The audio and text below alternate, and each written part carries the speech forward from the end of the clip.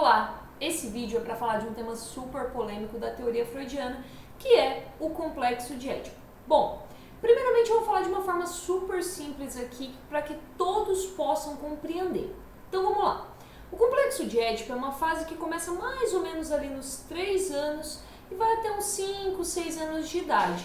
E todo mundo, absolutamente todo mundo passa por essa vivência. Tá. Nessa fase do desenvolvimento, a criança começa a enxergar o mundo em pares. Ela começa a dizer assim, bom, isso aqui é coisa de menino, isso aqui é coisa de menina. Meninos têm pipi e meninas não têm. Ou usando o termo que o pequeno Hans usa, meninos têm fazedor de xixi e meninas não têm fazedor de xixi. Então eles começam a enxergar essas diferenças que há entre um menino e uma menina. É muito importante compreender que a criança não tem malícia. A malícia vem com os hormônios e a puberdade. Então, não tem nada de sexual nisso.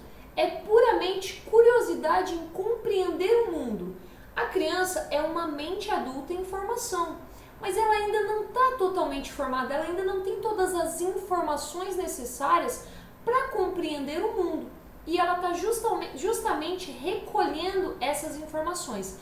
Então, nesse momento, entre os 3 e os 6 anos de idade, ela começa, a primeira fase desse desenvolvimento do complexo de Édipo é enxergar o mundo nesses pares de opostos, entre meninos e meninas. Lembrando, mais uma vez, não tem nada de sexual nem de malicioso nisso, tá bom? A menina quer ser a namoradinha do papai. Ela quer colocar o salto da mamãe, a maquiagem da mamãe, pintar as unhas como a mamãe. Ou seja, ela quer ser como a mamãe e quer ser, tal como a mamãe é, a namoradinha do papai. E o menino quer ser o namoradinho da mamãe. Ele quer fazer as coisas que o papai faz, trabalhar como o papai, fazer a barba como o papai, fazer as coisas que o papai faz para seduzir a mamãe, para ter a atenção da mamãe para si, para ser o namoradinho da mamãe. É muito comum nessa fase, para você saber assim, identificar essa fase, a criança começa a querer ir dormir no quarto dos pais. A criança começa a dizer que está com medo, que está assustada, para poder ir para a cama dos pais. Por quê? Porque juntamente com essa fase do complexo de Édipo, que ela busca essa atenção do genitor do sexo oposto, e se identifica ali em fazer coisas do genitor do mesmo sexo, ela vai começar a ter curiosidade, principalmente se nascer um irmãozinho de onde vêm os bebês.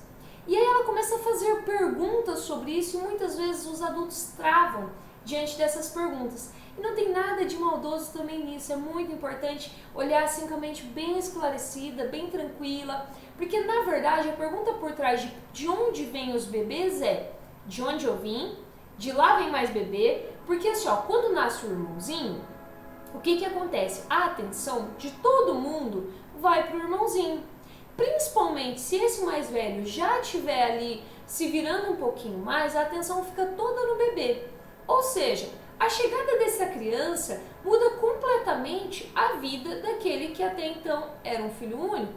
E aí ele começa a ter ali um pouquinho de ciúme, o que é normal também, mas o que acontece? Ele vai querer saber, porque se já veio um, e se vem mais um, e se vem outro. Então, o de onde nascem os bebês tem a ver com de onde eu vim, como eu passei a existir, da onde veio esse irmãozinho quando essa curiosidade é despertada pela chegada de um irmão mais novo, de onde vem esse irmãozinho e de onde veio esse, vai vir mais? Porque há uma preocupação nessa divisão. Os brinquedos que antes eram só meus, os agrados que antes eram só meus, a atenção que antes era só minha, agora está dividida. Então a criança vai precisar elaborar todas essas questões. E é muito importante os adultos terem ali uma tranquilidade para falar sobre esses temas, para que a criança possa compreender. Então, dentro da capacidade de entendimento de cada um, o adulto vai lá e explica, olha, tem a sementinha do menino, tem a sementinha da menina, junta as duas sementinhas, vai para a barriga da mamãe, passa um tempo lá no forninho e depois o bebê nasce no hospital. Pronto. Aí se a criança provavelmente vai perguntar como, vai perguntar outras coisas que você pode, as quais você pode simplesmente dar a resposta. Olha, isso é coisa de adulto. Você só vai poder compreender isso totalmente quando você crescer, né? Então, dentro da realidade de cada um, da capacidade de explicar essas coisas, é muito importante você ser sincero com a criança, né? A sinceridade é muito mais satisfatória do que uma resposta que ela sabe que não é verdadeira, que de alguma forma ela sabe que não é verdadeira.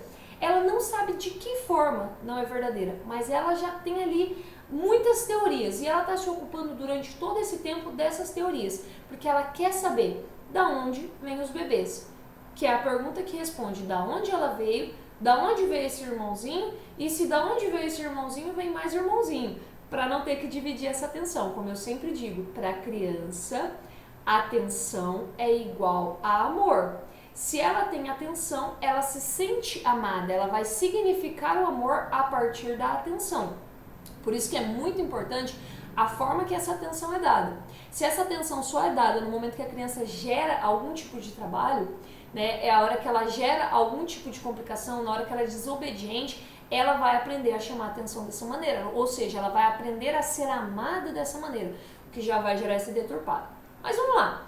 Dando continuidade na questão do complexo de Édipo, a criança vai se enamorar do genitor do sexo oposto, se identificando com o genitor do mesmo sexo, ou seja, a menina quer ser a namoradinha do papai, o menino quer ser o namoradinho da mamãe, até que eles compreendem que papai é da mamãe, mamãe é do papai, e eu, quando crescer, terei alguém para amar como eles se amam.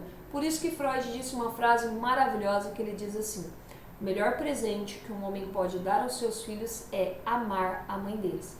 Por quê? Porque o amor dos pais vai ser o modelo de amor das crianças, daquela criança.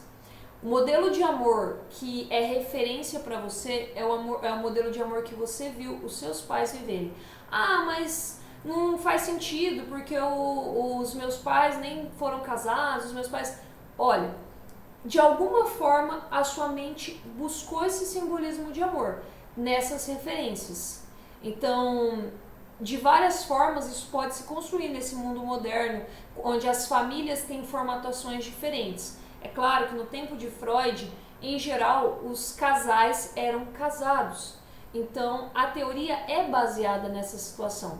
Mas a identificação vai acontecer independentemente desses pares estarem ou não juntos. A minha existência se deve a um pai e uma mãe. E esse nascimento vai precisar ser compreendido, simbolizado e significado por cada um. Então, essa figuração de amor pode vir de um segundo casamento. Eu posso olhar para uma mãe e um padrasto, para um pai e uma madrasta, para dois avós, para várias formatações de família e fazer esse simbolismo. Eu vou ter a minha identificação, mas isso é tema de outra conversa. O importante nesse vídeo aqui é explicar a teoria do complexo de Édipo. Bom, e de bônus é importante entender que nessa fase a criança é extremamente curiosa, ela faz pergunta de tudo. Ela pergunta por quê, ela pergunta o quê, ela pergunta por quê. É a fase do porquê, porquê, porquê. A criança quer saber tudo. Por quê? Ela está significando o mundo dela. Ela está aprendendo como o mundo existe, ela está formando as bases da estrutura da própria personalidade. Então é muito importante dedicar tempo a explicar esses porquês, a mostrar e apresentar esse mundo para essa criança. Porque ela vai querer saber sobre a vida, sobre a morte, né? Como que alguém vira estrelinha? Para onde que vai quem vira uma estrelinha? Então é importante trazer esses simbolismos e respostas para essas crianças para que elas possam se desenvolver. Existe um caso clínico famoso na psicanálise que uma criança não come, não faz nada, não brinca, não ri, não quer, tá totalmente apática.